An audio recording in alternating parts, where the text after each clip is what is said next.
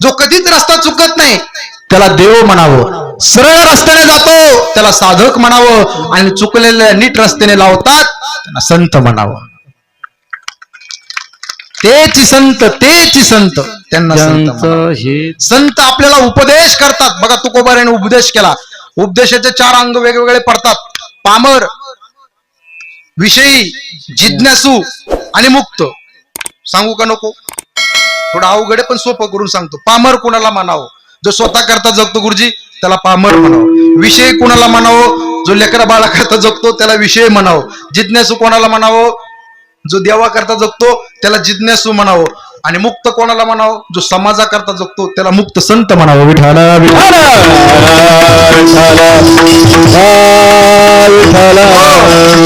समजलं का? अजून हलक्या भाषेत सांगू सोपं. कॅटेगरीचा आहे त्याला संत उपदेश करत असतात.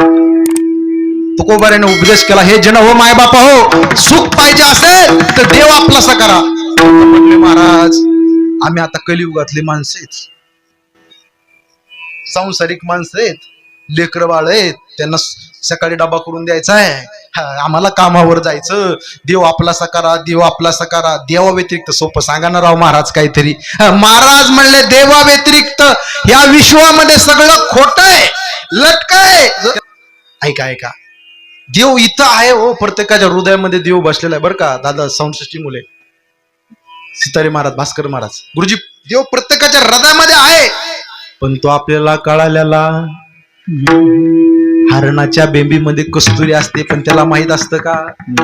तो आपल्या पाशी आहे, पण तो आपल्याला कळालेला तुझा आहे, तुझ पासी परी तू जागा सुखलासी. देव इथं आहे पण तो आपल्याला कळालेला नाही. म्हणून तुकोबारा म्हणतात, आपुला तो एक देव करून घ्यावा, तिने बिना जीवा सुख नव्हे विठ्ठल.